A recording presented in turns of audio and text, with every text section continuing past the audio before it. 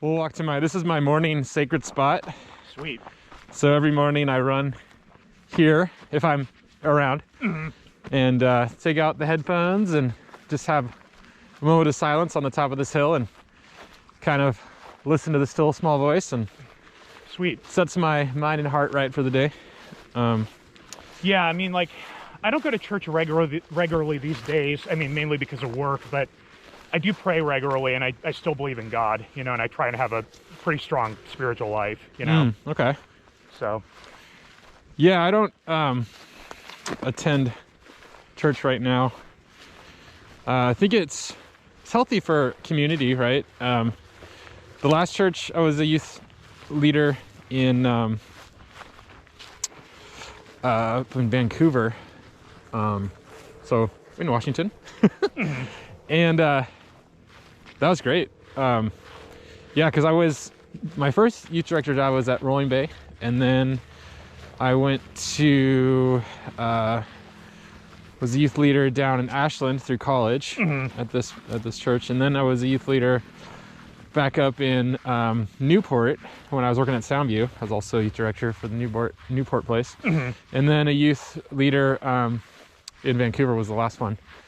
And I kind of, throughout the whole experience, I kind of realized that church really is a nonprofit business that either helps the community or not. So I see it as a nonprofit that should be like a resource for people in the community to like find ways to serve the community. And then your spiritual journey, I think, should be something separate. I mean, they can coincide, but I really don't think one needs to go to church to have a spiritual journey. I think that's a personal thing. And I think if a church is not helping the community, then where's all that money going? Right, for sure. It's just to keep a building together. And well, and I mean, churches they're tax exempt under the IRS, and a lot of people can take advantage of that. I mean, that's been very widely reported. So yeah, that's a political issue, but I think it's important. So, well, all the ones that I've worked at were very much in the community. Like we went down to Tijuana. Remember those trips? Yeah, that was great. Yeah, absolutely. Good times. Do you have any good memories from those Tijuana trips? How many times did you go? I went 3 times. 3 times, yeah. I think, I mean, all 3 were good. The first year, the house that I was working on, like the lot, the next door neighbor was this guy named, what was his name? Something Herrera, Jose or something. He was a local Mexican guy, and he had spent a lot of time, I think, in either San Diego or Los Angeles, so his English was great, and he was actually the interpreter on our lot when we were trying to figure out how to do the construction work. So, like, the person who was getting the house, he did a lot of the interpretation kind of work, you know, with languages, and that was cool to witness, you know. So, yeah, nice. Tell me about your tattoos. So I got 3. This was the first one I got on my forearm. It's Leo the Lion. So my Aunt Reba's really into astrology, reads birth charts and does like forecasts and stuff like that. So that's always been kind of a part of my family, is, you know, at least that side of the family. So I got that when I was 19. I have one on my back, actually. It's a quote from Henry Rollins, who's like a alternative rock figure. It says, "If I let you, you would make me destroy myself. In order to survive you, I must first survive myself." Huh. So I liked like the sound of it. It's kind of, I mean, I related to like my struggles with addiction and with mental illness and stuff. I mean, it's sort of like talking about self-preservation, I think. So some reason I always really liked that. He spoke that on the band Tool, one of their early albums. Henry Rollins has a cameo on there where he does a spoken word thing with that on it. So I got that when I was, 24. So that one's pretty old too. I've had that for over 8 years. This is the most recent, and this is Prince's symbol. I've always been a huge Prince fan. So it was after he passed away. I got this in August of 2016. So it was sort of a birthday gift for my 28th birthday that I gave to myself. So, and that one was the least painful. It was really easy. Yeah. So, what's helped with navigating addiction and mental health? Like what's helped you? a wide variety of stuff. That's a really good question. And I mean, I'm always pretty open about it, just kind of what I've been through. When I was, so the winter of 2012, there were several traumatic things that happened all at the same time in my life. So when I graduated college, my first serious girlfriend broke up with me, like right after I graduated. And then Nate Rogers, my best friend, his mom died of colon cancer, like right around the same time. Wow. So I was sober at that point, but I wasn't well, like I wasn't taking care of myself. And I think there were like deeply rooted issues that hadn't really been dealt with. And so that winter I had a psychotic break. So I spent a couple weeks in a mental hospital in West Seattle over Christmas and New Year's. So that was Christmas 2012 and New Year's 2013. I was in the psych ward.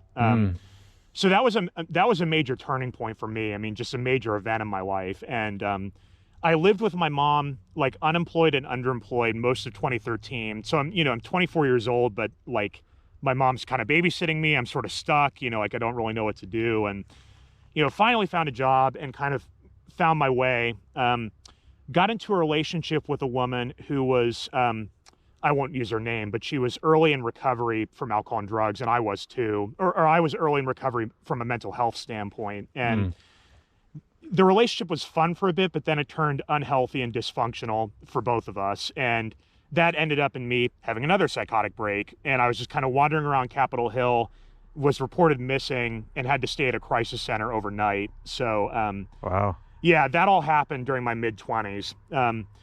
In the middle of all that, I got diagnosed with Asperger's syndrome, which is like a high-functioning form of autism. And I've always felt a little different or eccentric, and I've always been highly anxious. I mean, that's kind of like the gift that keeps on giving in my life, is just that I just have a lot of nervous energy, overthink stuff, and, can be sort of awkward or inept in certain situations. So, but being able to kind of put a name to that has given me the tools to sort of work with it and not let it, kind of limit me, Yeah.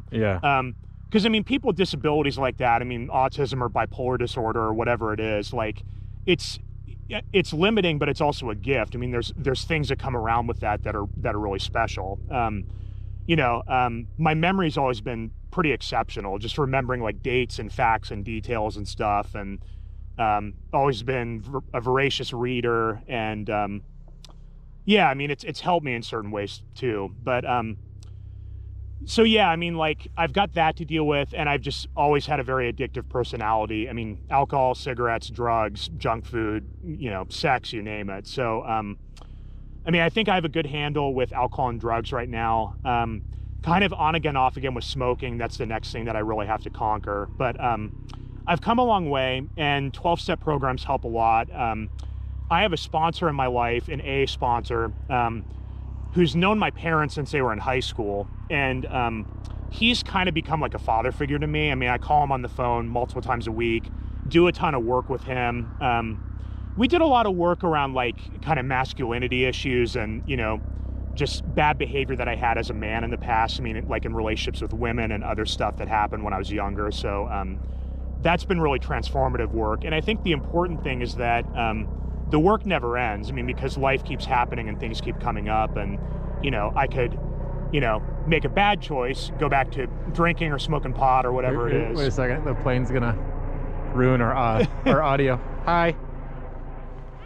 Yeah, I mean, like life keeps happening, difficult things come up, and, things can be a trigger. I could go back to drinking or using drugs or engaging in bad behavior or whatever, or, I can kind of accept those things as they come and try and learn from them and, survive them, whatever they are, So, yeah, I think it's important to maintain kind of humility, just kind of, even though I haven't had a drink or smoked pot in over 4 years, I'm never as far away from it as I think I am, So I like to think I'm no different from the guy who's got like 1 day sober, somebody who's like brand new in recovery. So I think it's important to just kind of have that humility, Yeah. So, yeah. Nice.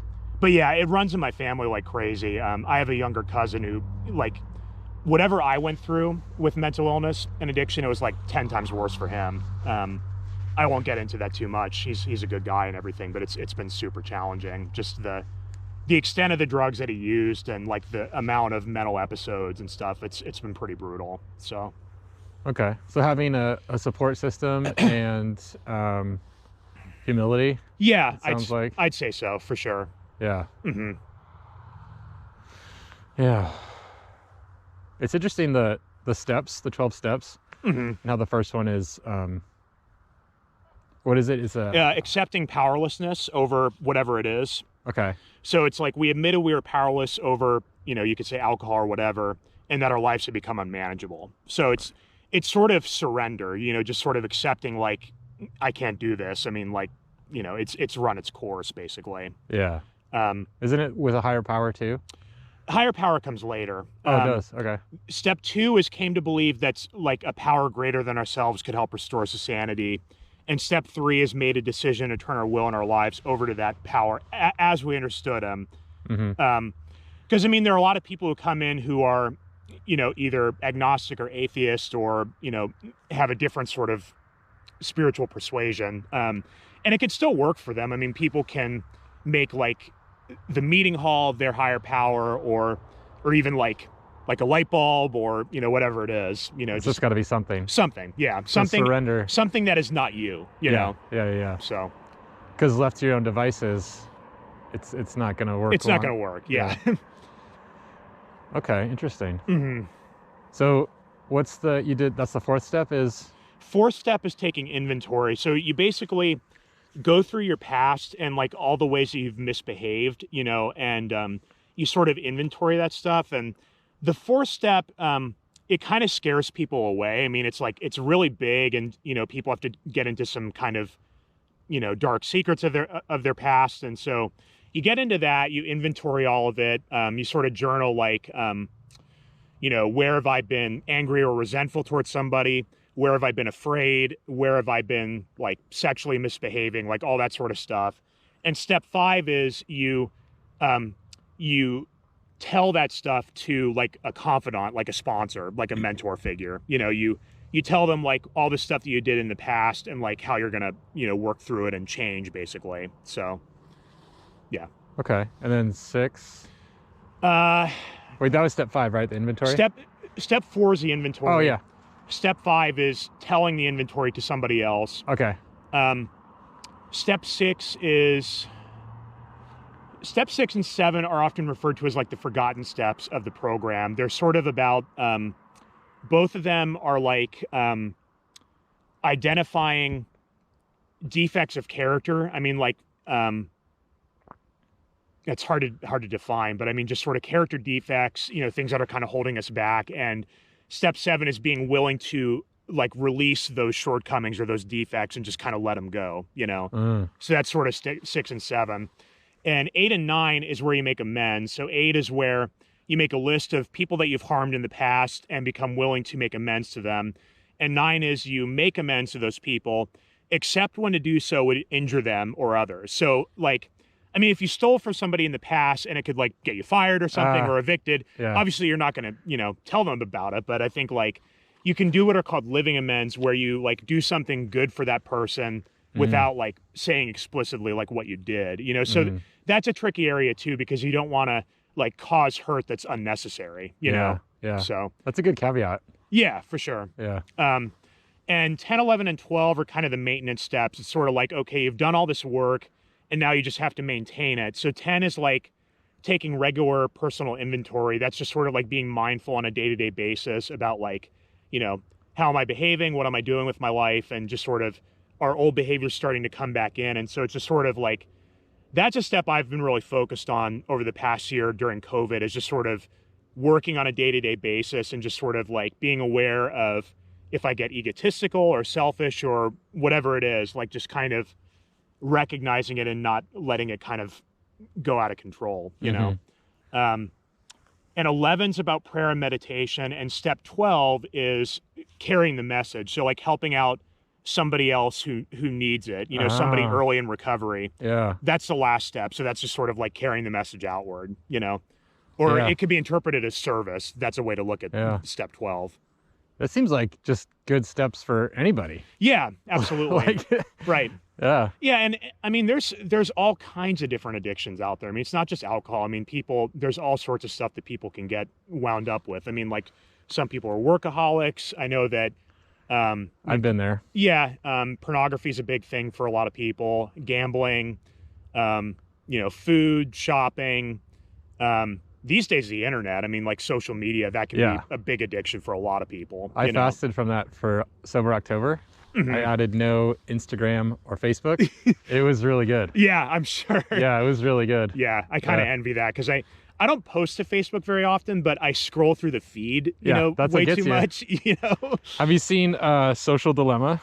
Let's start walking back. I've heard of it. I haven't seen it yet. Really good documentary on Netflix. Just about how toxic it can be. So I'm actually running a workshop on how to give it a 180. Like, 'cause it's not going away. So like, how do we use this in a beneficial way? Right. Which I'm still on the frontier of trying to figure out. Some would argue you can't. You just have to let it go. Like, don't use it. Get off it completely. Yeah. And my thought is I don't know if that's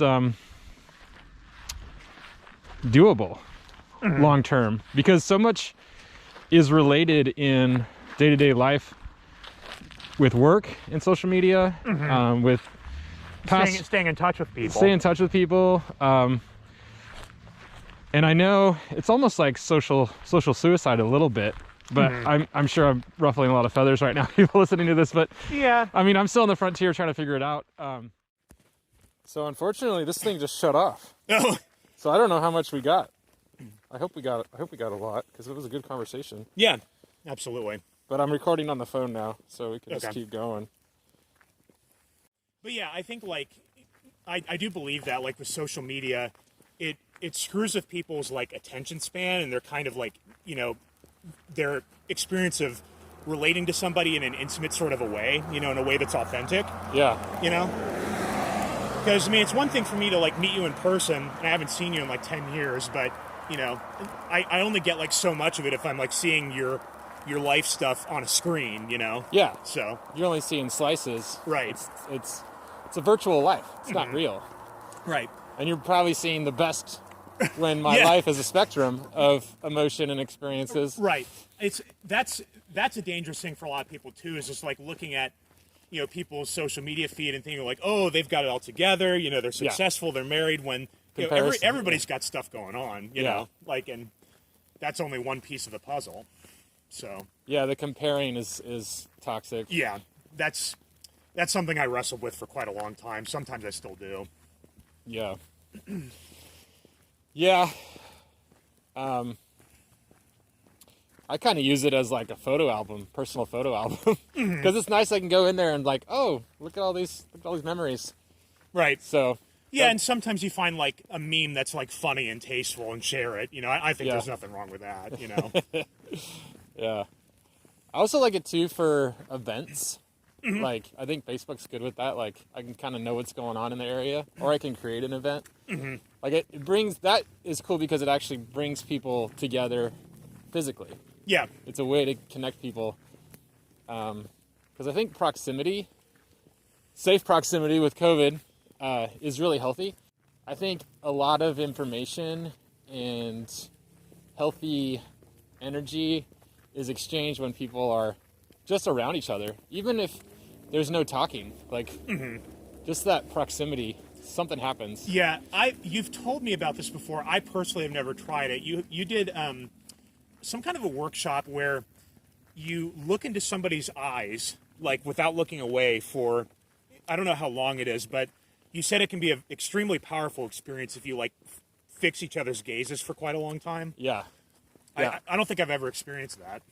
Yeah, it is really powerful, because you're when you start, you don't say anything. That's kind of the guideline. Is you set a time, like 5 minutes. I've done it for 3 hours. That was crazy. Usually it's 5 minutes, or 10 minutes. That's plenty of time. And you set a timer, and then you can blink, but you just can't say anything. And it's tricky because your brain wants to like start talking.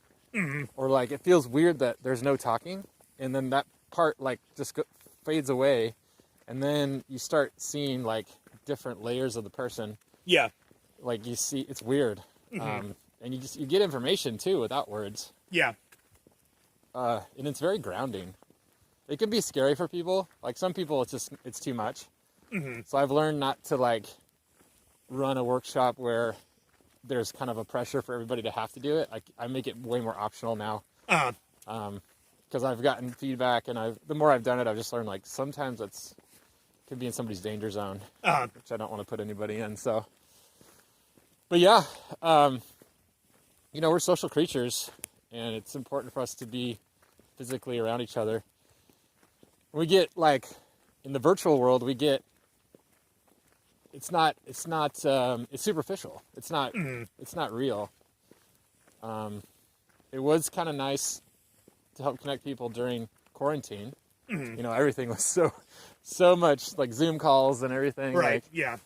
So much. That's how people felt connected. Right. Yeah, and it's tough now because I think like it's been going on since late February, early March in the States, and I think like they're just kind of fatigued by it, and I think getting a little complacent. I think, it's difficult. COVID. Yeah, I think so. Yeah, there's definitely a phase of complacency right now. Mm-hmm. It's probably why it's spiking. Yeah, in certain areas for sure. Yeah. How is it in Washington? How's Washington done overall? I think they've done pretty well overall. I think, I think that the very first COVID case in the United States was actually in Washington when it first came over here. It was some guy returning from Asia back in like January, I think. Uh-huh. There was a big outbreak, I think, in Kirkland, like right when COVID really started. I think it was in a nursing home or something. Like just a ton of people got sick all at once. But I think, I think that the powers that be have handled it pretty well. I think it varies from place to place in Washington. I think like the greater Seattle area, I think most people, are responsible and take it seriously and everything. But, not always. And the thing about the virus, too, is that it's new. I mean, we've never seen anything like it. And I think that the virus has mutated depending on what parts of the world it's been in. I mean, I heard there's a news report that there was a mutated strand of COVID somewhere in Europe. I think it was maybe like 4 or 5 months ago. So scientists are still like figuring out what the hell it is, and just kind of general characteristics of the virus. Because I think like the symptoms that people have and how severe the cases are they vary greatly, depending on who the person is and what their general health and age and all that sort of stuff is, Yeah. So I think it's still got an element of mystery to it, Yeah. I mean, it's been going on in the States for, right now is November, kind of came around in March, so that's 8 months, which is not a lot of time, but it feels like a long time, It does. It's definitely changed things. Yeah. How do you see it playing out? Like, where do you think we'll be a year from now as a world? It's hard to say. I really don't know. I think that, I think there will be a lot of work done around it in 2021 in the new year. I'd like to think we'd mostly have it under control by like the end of 2021. But yeah, I think it's really up in the air, Yeah. I liked how just cleaner the air was. Mm-hmm. Just that alone, I was like, it just feels so crisp out. Yeah. Like even just like a week in. Yep. Like the environment just had a chance to like heal. Right. Like recover. Yeah, and I think like people, certainly in my life, it's given me opportunity to get back into things that I used to do that gave me a lot of pleasure, that, weren't in my life for a while. Like running is one thing. Oh yeah, awesome, really, dude. Really gotten a distance running, Awesome. Because that's pretty safe as far as like the virus is concerned. So. Oh yeah. Do you have a running app? I use, it's actually a cycling app which I use to create routes in the area. Okay. Map My Ride, which is specifically for cycling, but I've been using it for quite a while. Right on. So, yeah, I think I've lost about 15 pounds since the beginning of June. Oh, right on, dude. Yeah. Yeah, running. I love running. That's helped me out with mental health. Mm-hmm. Oh, here comes a car. Yeah.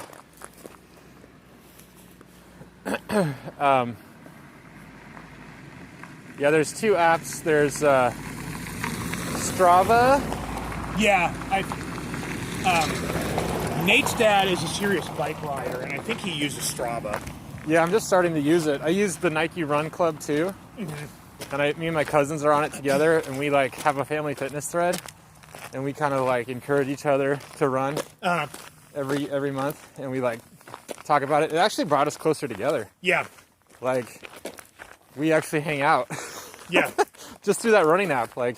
Well, pre-COVID, I was going to the gym pretty regularly. I was kind of into lifting weights for a while. And then the gym shut down because of COVID, and then I'm like, well, I got to do something, so I got into cardio, you know.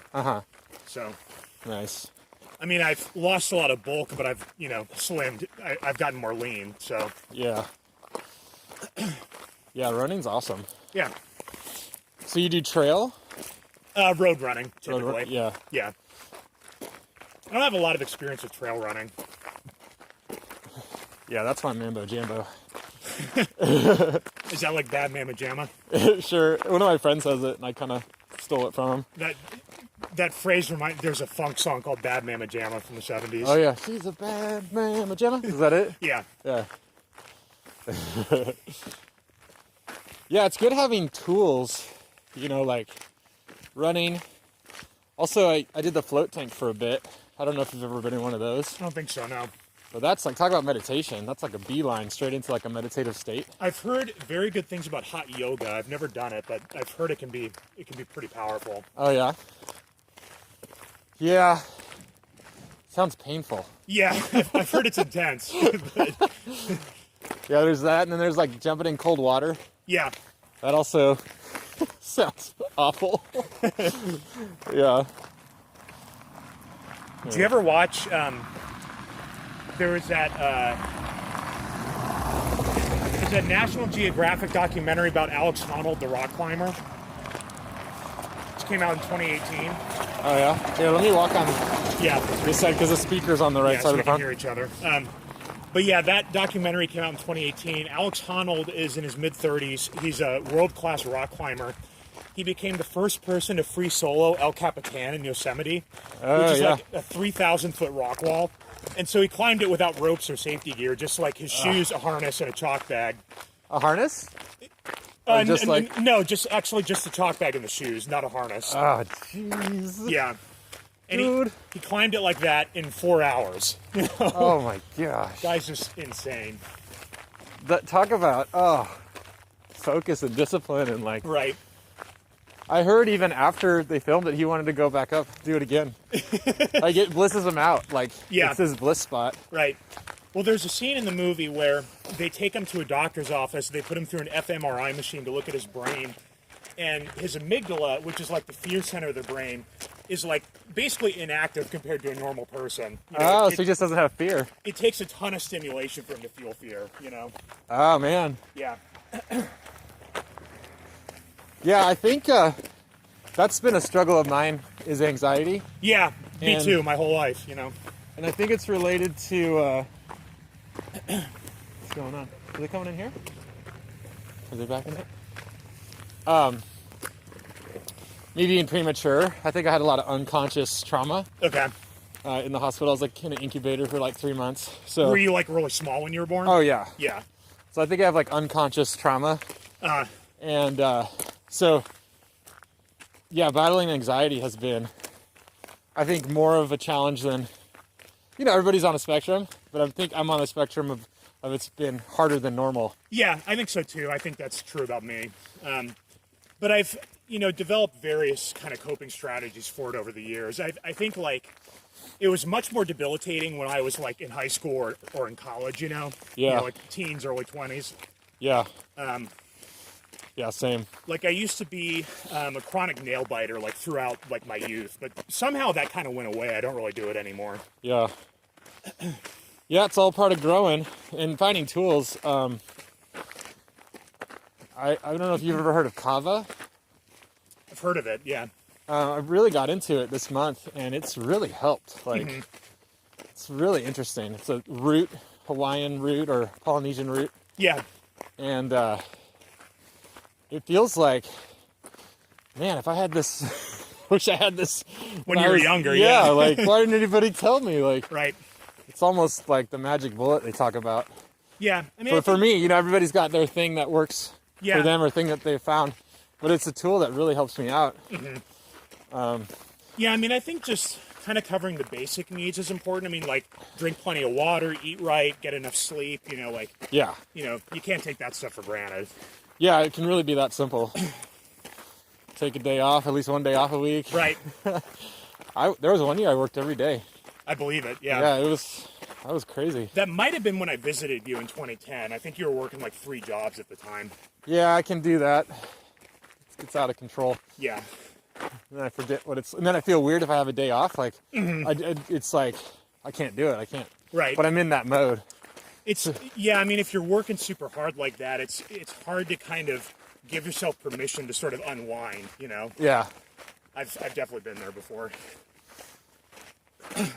Well, that's what was the blessing of COVID, is that it made me stop and like have to just sit with the discomfort of not working. And it really helped me. Right. Let's go see the fire here. That's a good walk. Yeah, dude. It's awesome. There it is. Yeah, that's cool, because then it's like actual fire. Uh-huh. Yeah, one of my things that I liked about you is just your ability to quote movies. Yeah. You'd always crack me up with those. Yeah, I've always been pretty good about that. You quote Airplane a lot. Yeah, yeah. Yeah, that one's... I watched that recently, like maybe a month or 2 ago. Yeah. It's still funny. Surely you can't be serious. I am serious. Don't call me Shirley. A hospital? What is it? It's a big building with patients, but that's not important right now. It's so dumb. Yeah, it's so funny because it's so dumb. Yeah, I need quote. Yeah, Airplane. Pulp Fiction. Pulp Fiction. What are your favorite lines from Pulp Fiction? His whole dialogue near the end of the movie where they're debating about whether pig is a filthy animal, I think is pretty good. Oh yeah. Like, you want some bacon? No, man, I don't eat pork. Are you Jewish? No, man, I ain't Jewish. I just don't dig on swine. That's all. Pigs are filthy animals. I don't eat filthy animals. Well, but apparently pigs are just as smart as dogs, or if not smarter. Oh, pigs are very intelligent creatures. Yeah. They're known for that. Octopus too. They're like one of the most intelligent organisms. Yeah, I just got done Whoa, hold on. with the training at a farm. You've probably got the right idea putting in the fire. Yeah. It's Helping Hands Healing Sanctuary. Yeah, I'm interested to hear about that, the equine training. Yeah, equine therapy, yeah. I just did the team building one, so you do team building with corporate groups with horses. And the training ended yesterday, actually. That's right. That's why we couldn't hang out earlier. Yeah. Right. Yeah, it was awesome, dude. I believe it. I could see you doing that kind of work for sure. Yeah. Just the power of horses. Like, it demands presence. Like, you can't hide from anything. So it's kind of similar to, like, being up high in the trees. That's why there's, like, team building with climbing at heights. So there's something that makes you present when it's like, oh, I'm up in a tree. Or, wow, there's this giant horse right in front of me. And what's cool about it is you don't ride them. There's no ropes or saddles or anything. You're just in the arena on the ground, and they're just running around free, or walking around, or grazing, or or you just have an experience with them, and they reflect what you do, or what mood you're in, how you're feeling, and or a corporate team, they'll reflect back what's going on because they have all these mirror neurons because they're a prey animal. Animals prey on them, and so they've learned how to adapt and survive by having mirror neurons. Oh, wow. So, and their senses are really heightened. So I don't think I ever knew that. they have way more mirror neurons than humans. So, like, when you're around somebody, you'll start to, whether you like it or not, you'll start to mimic what they're doing unconsciously. And the horses just do that, like, times 100. Right. So when you're around them, they're basically reflecting back your stuff. And so if there's something you need to deal with, it'll show you instantly. That's very interesting. Yeah. So it's basically like streamlined therapy. Like, I had a session for 45 minutes, and it was really powerful. Mm-hmm. Yeah, and I was just in there with 3 horses, didn't say a word, just with them. And all they said before I went in was, the horses are going to do what they need to do to take care of themselves, and we just ask that you take care of yourself as you enter the arena. Uh-huh. Feel free to spend some time with the horses, and that's all they said. And I just went in there, and yeah, it was... Yeah, that sounds powerful. It was really powerful. It's scary, but good. Definitely. Very grounding. Makes you look at stuff that you don't like to see, and yeah. So my new chapter in my world is working with horses now. Mm-hmm. Yeah. So we'll see how that evolves. So when will it start for you? Pretty soon? Yeah, I guess when they have sessions, I need more shadow time, like shadowing other people doing it. Uh-huh. And I need more experience around horses, like Oh. taking them from, the stable into the arena. Like, I don't have any experience with, like, horsemanship. Mm-hmm. So, and equine therapy isn't really horsemanship. It's more of facilitating humans with horses. So, or facilitating that experience. These are actually pretty good. Yeah. Oh, there's ketchup and mustard, too, if you want some. Ketchup. Thank you. Yeah, and those other ones for you, too. Okay. We each get 2, yeah. I'm sure you remember that about me. I've got a big appetite. Yeah, I might have to find some more food. When I was in high school, and you do like the senior awards in the yearbook, like, best hair, most likely to succeed, all that stuff. I was runner-up for bottomless stomach. Nice. Thank you. I'm notorious for my appetite. Food is good. Mm-hmm. Have you ever done intermittent fasting? Or heard of it? Yeah, I've definitely heard of it. My dad did a little of that earlier in the year. He actually did some serious fasting as part of he was doing a keto diet, and at one point he read into doing like an extended fast, and he did it. I think it was earlier in the year, maybe late last year.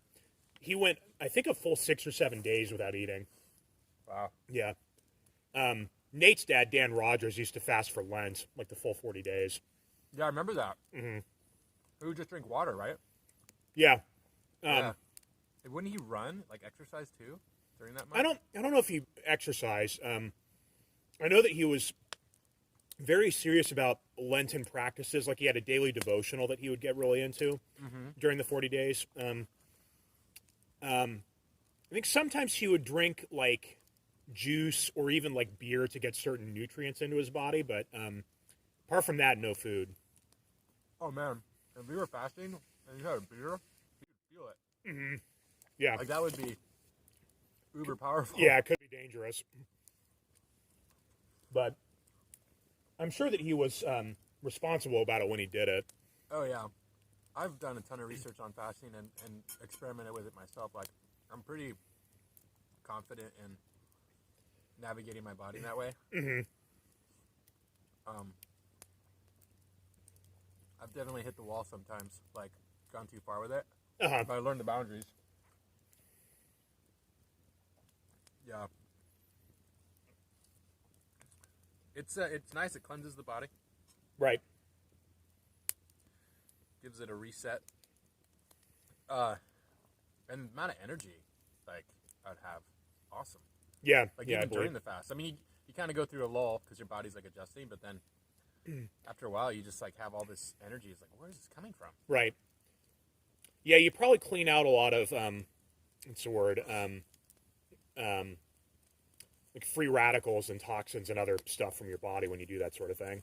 Yeah, because if your body doesn't have stuff to feed on, it's going to start feeding on stuff it doesn't need in the body. Mm-hmm.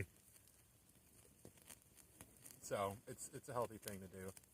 We've kind of lost that practice, right, as a culture. I feel like back in the day, it was a thing. Yeah, absolutely. So, But I think it's come back in some capacity. I think, like, certainly the last, like 10 or 15 years, you do hear a lot about people doing intermittent fasting, along Yeah. with certain diet plans. So These veggie dogs are good. yeah, they're good. I didn't know if I would like them, but I do. Yeah. Plant-based protein. Mm-hmm. Seems to be the new trending thing. Power thirst for people who need gratuitous amounts of energy. Is that from Idiocracy? No, it's a random YouTube video that went around when I was in high school. That's like old school YouTube, and they have these like pictures of action figures, and they're making fun of energy drinks. It's pretty funny. So I remember when Office Space came out. I remember it came out after The Matrix, and I remember like the same time, I think, like 99. And I remember thinking, like, this is the comedic version of the Matrix movie. Like, it's like the same philosophy. Mm-hmm. Like, unplugging from the system. Yeah. Yeah, there's some parallels for sure. It's just the funny version, yeah. Right. That's why I love that movie. It's, like, hilarious and profound. Yep. It's like, what if you lived that way?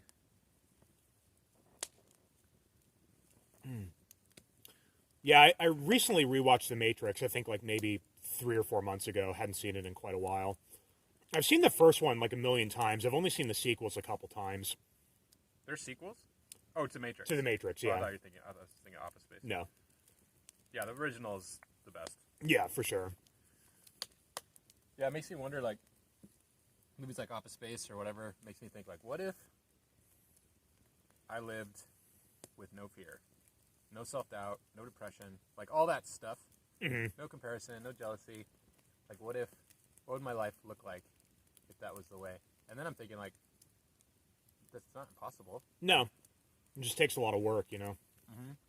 And just kind of mindfulness on a regular basis. So. And there's been times in my life where I've had that, like, Mm-hmm.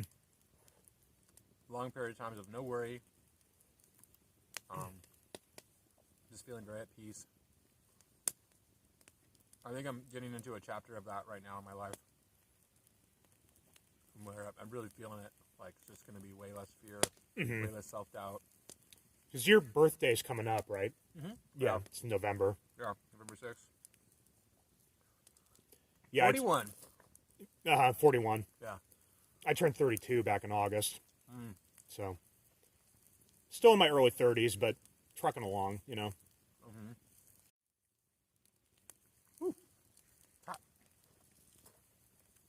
My sister Annie, who I visited in Portland yesterday, she'll be turning 30 in May. Mm-hmm. So, in 6 months. Which, that's pretty surreal that your younger sibling is now 30. Yeah. Yeah, because I just think of you guys as kids still. Like, it's weird. Right, it's kind of... Well, and I mean, like, some stuff never really changes. I mean, I'm still kind of fundamentally the same person I was, 20 years ago, so... Yeah, it's just like old times. Mm-hmm. It was fun hanging out with you guys at youth group. Remember playing boulders? I can Remember that barely remember that. We had so much fun with that. Yeah, that was a long time ago. That's where we pretended the couch cushions were like big boulders, really heavy. Oh, yeah, I And do we'd kind of remember throw that. at each other like, Yeah. oh, I'm stuck under this boulder. Mm-hmm. Yeah. That was a long time ago. That would have been like, I think like 4th or 5th grade for me. Yeah. I was like a little kid. Yeah, that was good.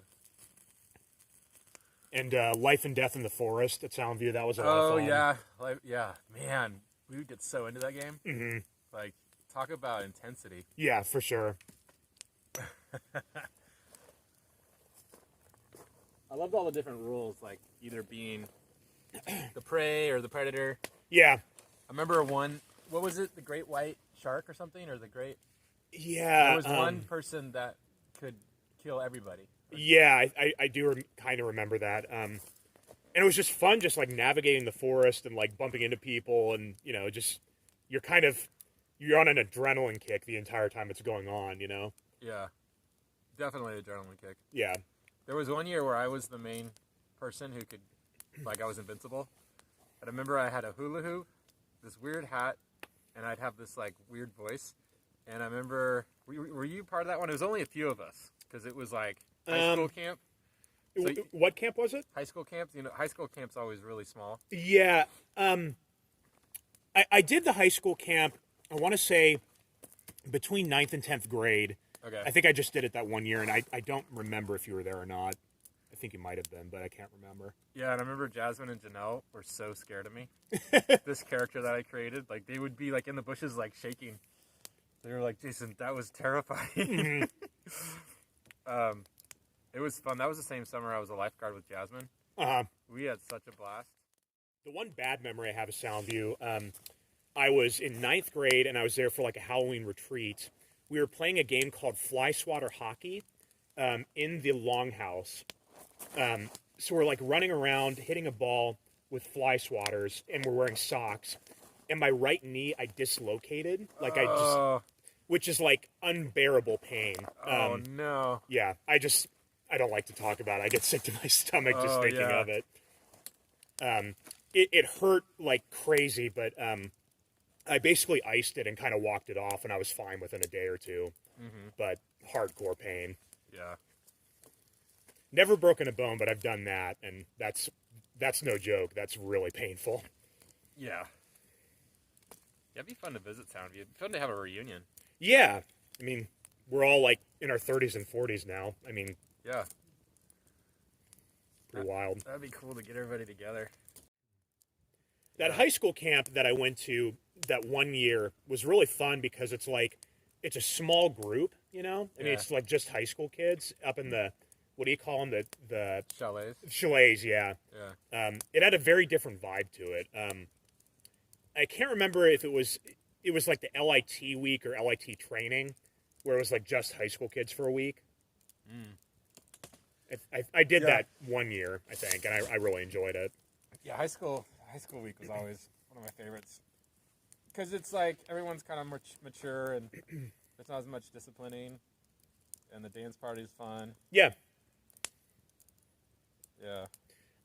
One of my favorite memories of the dances is freaking Blake doing like the pop and lock stuff. Yeah. He was incredible. Yeah, he was great. Yeah, I miss Blake. He's in Hawaii now. In Hawaii? Yeah, with nice. his wife and kids. Yeah, Blake's great. Yeah, I mean, I remember having so much fun at camp that I couldn't sleep. Like, I would be up till like 3 or 4 every night, just because my brain was just so filled with all these great memories and just thinking about how awesome everything was. And or I'd be up late talking with other staff, you know, and I'd wake up at 7 and do it all over again. And it got to the point where I was like almost angry because I'm like, I'm having such a good time. I got angry that I was having such a good time I couldn't sleep. Like, that's a good problem. Right, yeah, for sure. Like, I had to start taking NyQuil. Oh, geez. Because I was getting a little sleep deprived because just things were too good. Yeah. That's pretty wild. And I kind of think, like, I think that's how the universe is actually that vibe. And we just happen to be living on a very dense, low-frequency planet. But I think the reality of the universe is way more kind, way more loving, way more just that vibe that we experienced. So it can be hard at times to tap into that. But I think it's getting better. On one of my morning runs, I had a, I don't know how to say it, but like a thought came to me. I was upset. I was like, oh man, I know it can be so much better. Like, I've experienced it at camp. I've experienced it on a run, you know, those bliss states. And I got frustrated. I was just praying, you know, like, why can't there be more of this? Why can't I be blissed out in that bliss spot more? And I got this message of like, well, you're not going anywhere, so bring heaven here. Yeah. Like, it's kind of profound. Bring heaven here. Like, this is a phase of your existence, and if you're frustrated that it's not more heavenly, quote unquote, then bring it here. This is pretty profound. Yeah. So then the next thing is like, well, what does that look like? How would you describe if you got that message? Like, hey, Chris, bring heaven here. Bring heaven here. What would that look like? Some headphones with some George Clinton or something. I mean, that'd be pretty cool. Yeah. No, seriously, I think just like quality time with friends and family. I mean, that's kind of my idea of bliss or heaven, you know? Yeah. So like right now. Yeah. Yeah, dude. And then if you had George Clinton, then it's even better. So I saw George Clinton live pre-COVID. No way. Yeah, he played a show at the Showbox Soto, so that's like kind of near the stadiums in Seattle. Found out about it through social media, and I'm like, oh man, I've been waiting for this since I was in the womb. I'm definitely going. Since you're in the womb. Yeah, it was pretty righteous. So he was, I think, on his farewell tour. Like the T-shirts were saying it's probably going to be the last time he tours because he was like 78 or 79 at the time. But it was great, and he had 3 opening bands who were all really fucking good too. I mean, like they're just as worth listening to as he was, But yeah, just that funk music. Like I can just listen to that anytime, anywhere, and always feel good. We got the funk. Yeah. Gotta have that funk. Welcome to radio station WEFUNK, better known as We Funk, or deeper still, the Mothership Connection. Home of the extraterrestrial brothers, dealers of funky music, P-Funk, Uncut Funk, The Bomb.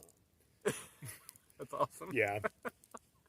Is that on one of his albums? Yeah, it's off Mothership Connection, which is probably his most famous. Extraterrestrial? Yeah, like gangster rappers in the 90s, I mean, Dr. Dre and Snoop Dogg, they stole like all their stuff from George Clinton, like all the samples and stuff. Yeah. Like that swing down, sweet chariot stopping, let me ride. Like Dr. Dre did a big song with that, Mm-hmm.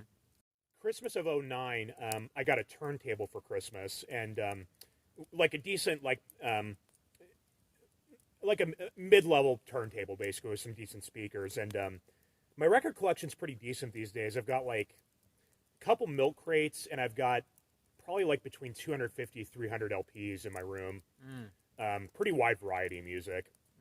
So, I mean, vinyl made a huge comeback over the last probably like 20 years. I mean, people started getting back into it, and there's a lot of cool record shops in places like Seattle and Portland and San Francisco and stuff. So, You remember Pure Funk, that CD? yeah, I do. That CD made me so happy. I loved that CD. I remember when I was a kid, they had the infomercial for it on television for Pure Funk. Yeah. And my dad, back in the day, he actually called the number on the infomercial. Did he did, and got it in the mail. That's awesome. Like way back in the day. Yeah, Pure Funk, that had like Brick House, what's that one? Kung Fu Fighting. Yeah. Car Wash. Yeah. Like, that album opened me up to a whole different kind of music that I didn't know. I mean, I was young when it came out, right? Like yeah, it would have been like late 90s, I think. It brought funk back. Yeah. That was a really popular CD. Yeah, it's a good compilation for sure. Yeah, I mean, it's just like I'd just listen to it looped, like every song on it's awesome. I like that instrumental one on there, Pick Up the Pieces by Average White Band, like yeah,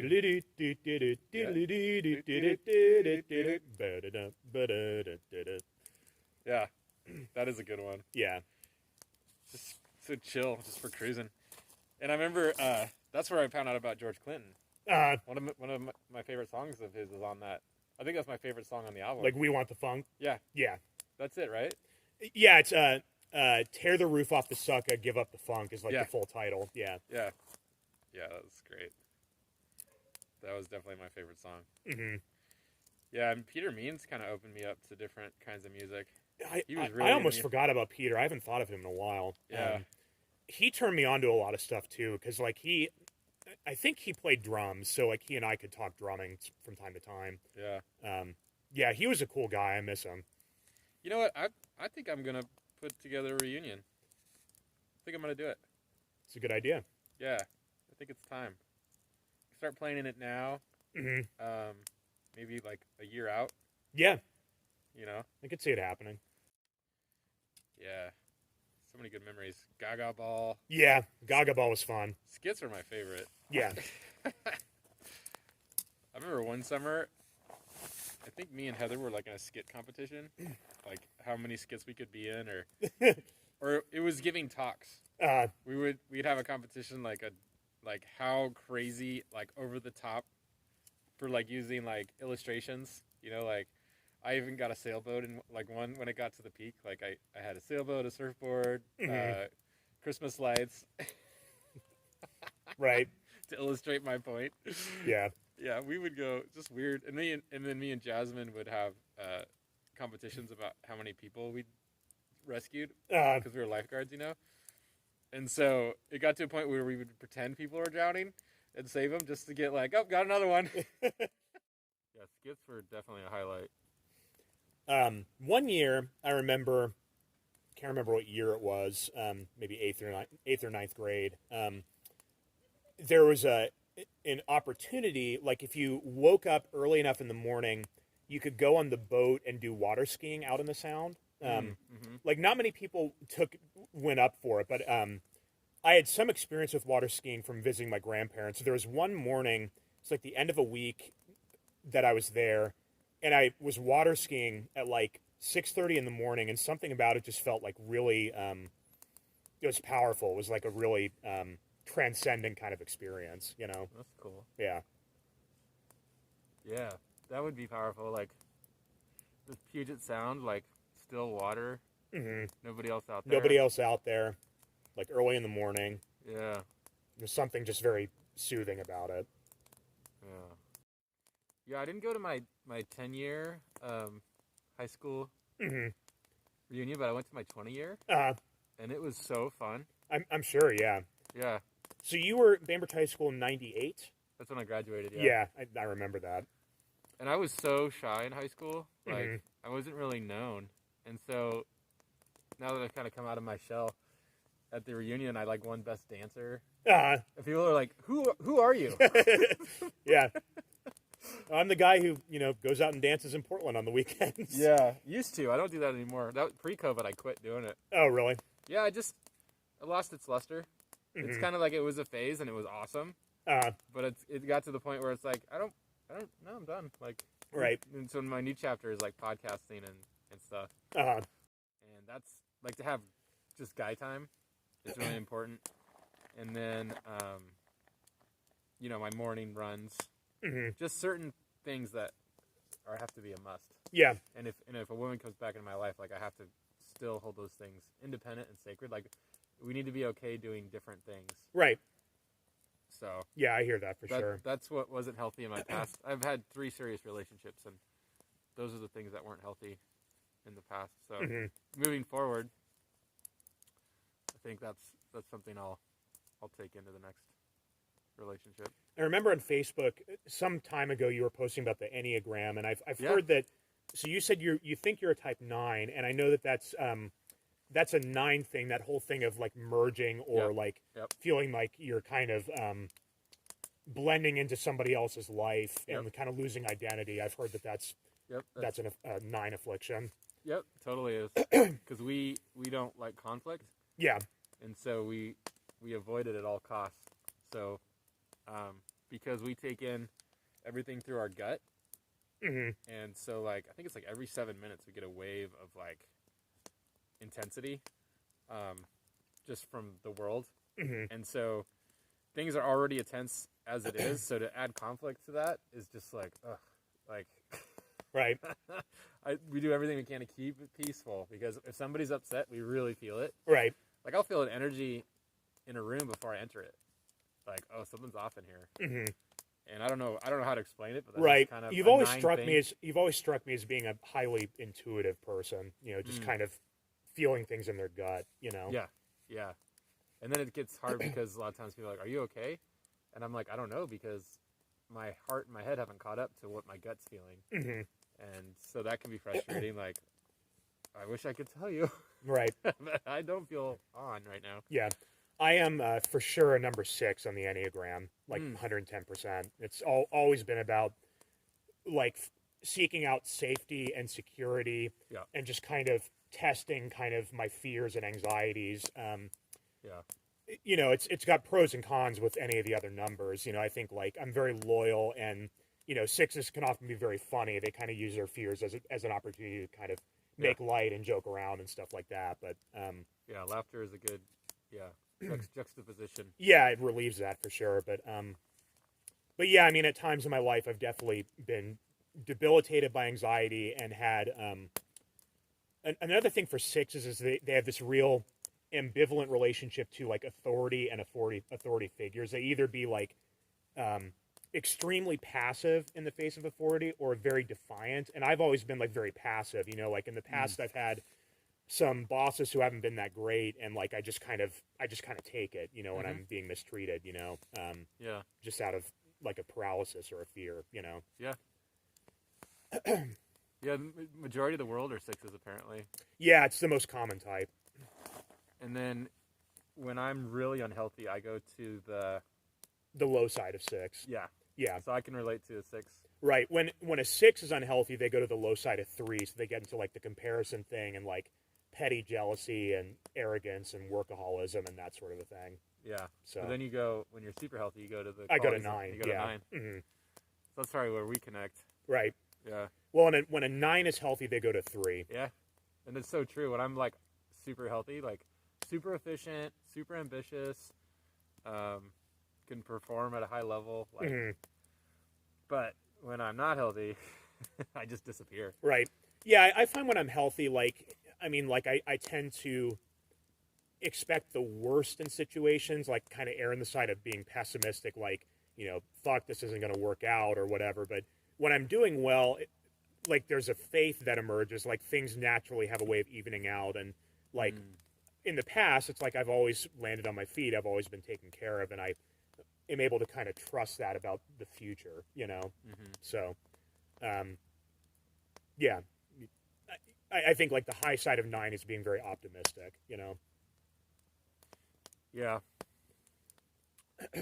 I like it too because it's kind of showing you the number that you use to protect yourself, but you don't have to identify as it. It's like a defense mechanism, right? In a way you've developed how to function in the world, but you're something more profound than a number. It's like the only personality typing that's saying you're not this. You've told yourself the story that you're this, but you're something more profound. That's what I like about the Enneagram. Yeah. Yeah, absolutely. The way people describe it is it's like the box that you've unconsciously put yourself in, and it shows you how to get through it. Yeah. Or out of it. Right. I like to think of it as an avatar. You're playing a video game, and you're born in the middle of the circle, and then you gravitate, you choose your avatar at a very young age unconsciously, the one that's easiest to put on, and then that's your avatar for this life. Yeah. That is an interesting way to look at it. Yeah, but an avatar is just a suit, right? Like those, like the movie Avatar. Yeah. Where he gets in that machine. Yeah. Or even in the body, the blue body. I think honestly, I saw Avatar once in the theater, and I think I never saw it again after that. I liked it. I mean, like I'd like to see it. I'd like to see it again, but it's been a long time. It's a great movie. Yeah.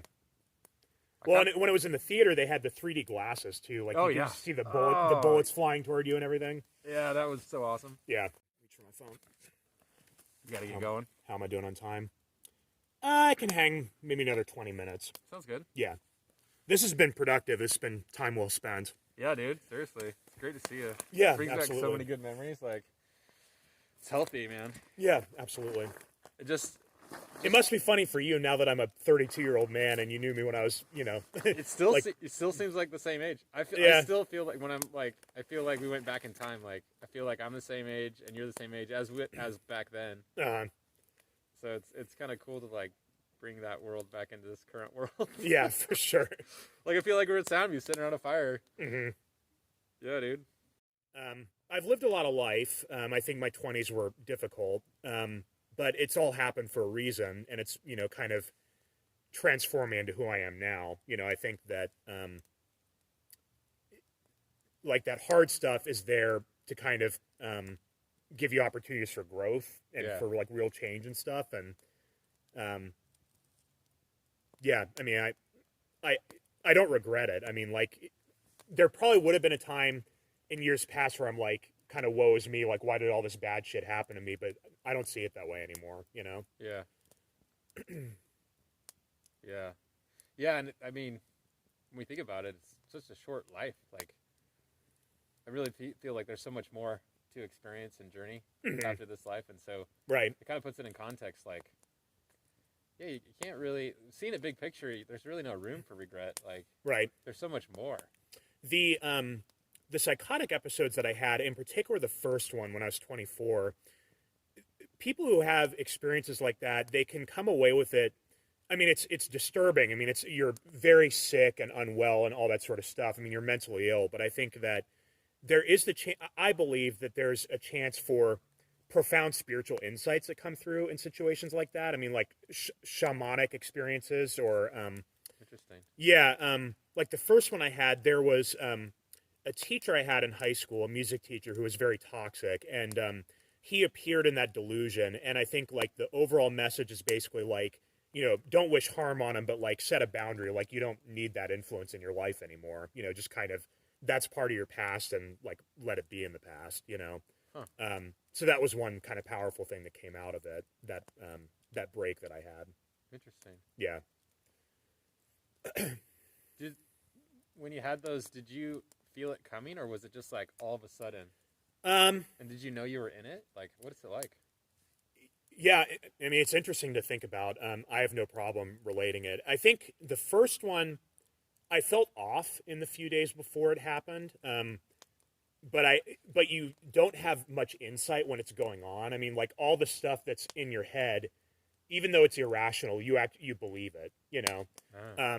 I mean, like that first one. I mean, I had like a few like full blown hallucinations. Like I believed that people were chasing me. Oh. Just had these sort of yeah. I mean, you're psychotic, and you believe in all that stuff. And I vividly remember that first episode where I ended up in the psych ward. Like 2 or 3 days went into my hospital stay. I mean, I literally had a moment where I'm like, where am I, and what the hell just happened? Huh. So Interesting. yeah, it's kind of like a dream, but real life. It's similar to that, I would say. Okay. Or, I mean, I personally never tried psychedelic drugs, but I think it's probably similar to psychedelic experiences from what I've heard. Yeah. That's one analogy you could make, I suppose. Sure. The weirdest thing that I saw when I was delusional, well, there are a few things that were really weird. I have this one memory where I was at my mom's house in Renton, and I'm in the bathroom, looking at the bathroom mirror. I'm looking at my eyes and my pupils, and I see my reflection in my pupils, but it's like fully animated. I saw myself like dancing in my pupils and like making motions and stuff. Whoa. Like it was really weird, and I don't know how long I was like staring at my eyes, but I was there for probably quite a while, Wow. And the second episode, I was living on Capitol Hill at the time. I had just gotten out of a really bad relationship, and I remember being at Cal Anderson Park, like middle of the night, and I'm fully psychotic, and I see a figure walking down the sidewalk towards like the corner I was at, and the figure changed shape like about 4 or 5 times as it was walking towards me. Huh. Yeah. What kind of shape? One shape was like a woman. It was like this skinny figure, and then it became like this burly dude, and then it became something else. And when the figure turned the corner, it just became like a normal person, just some dude in his 20s, looking at his phone, Huh. So I don't know what that was all about, but it was pretty weird. Interesting. Yeah, the mind is a pretty wild thing. It is. It's a pretty fragile thing. Yeah, certainly. Yeah, my cousin's wife works in a psych ward, or used to, and she was saying like that's a big thing is Who is it, your cousin's wife? yeah. So when people come in, she starts with like making sure their basic needs are met before they even get into therapy, quote unquote. I guess. Like, when's the last time you ate? How much sleep have you had? Right. Are you still like on something? Like, and like cover that first, and then we'll start working through this stuff. But like you were saying, just how we can't take things like nutrients, proper nutrients, sleep, water for granted. Like, Absolutely. it's just It's simple. it's so simple, but it's not easy, Yeah, because we're human and we want to feel happy and good, and that's what addiction, right? Like, Yeah. oh, it feels good. I want more. Like, Yeah, I mean, there's all sorts of things that light off dopamine in your brain, Yeah. Yeah, dude. So it's like finding that sweet spot because dopamine's not bad in and of itself. Like, it's just a matter of, I guess, have it balanced. Yeah. Right. Yeah, I've heard that methamphetamine, crystal meth, it sets off dopamine in the brain about, I think it's like 8 or 9 times like the normal amount of dopamine that's in the brain. Like it's like 3 or 4 times more powerful than heroin and like 6 times more powerful than sex as far as like the units of dopamine that get put in your brain when you do that stuff. Jeez. Yeah. Yeah, dopamine. It's crazy that all that stuff's in your brain. Mm-hmm. Like, so wild. So much. There's like so much we don't even know about the brain still. Oh yeah, absolutely. It's amazing. I'm learning at the training about focus. Like, we can really only focus 100% of our attention on one thing. So when we think we're multitasking or whatever, we're really just thinking about one thing at a time, but just in different sections. So it's best to focus on one thing for how much time it needs to be focused on and then move to the next one. Because I did this experiment where he had me stand up in front of everybody and then look out in the horizon and focus on 3 different things. And then he just pushed me and I was like all off balance. And then he's like, okay, now focus on one thing. And then he pushed me and I was really solid. Interesting. Yeah, so when we focus on one thing, 100% of our attention, we're just more grounded. Right. Well, and it goes back to what we were saying earlier about social media, and especially with phones these days. I mean, like, some news report was saying, like, the average person in America interacts with their phone. It's something totally outrageous. It's like 1,200 times in a day or something. You know? Like, people wake up with their phone next to them and, flip through it and, like, taking breaks from stuff. It's just there all the time, Yeah. Yeah, fasting from it for a month really showed me, like, how ridiculous I got. Just like an impulse. You just look at it. Like, Facebook, Instagram, like, almost, like, once a minute. Like, and then it feels weird if you go 30 minutes without looking at it. It's like, oh, I wonder if...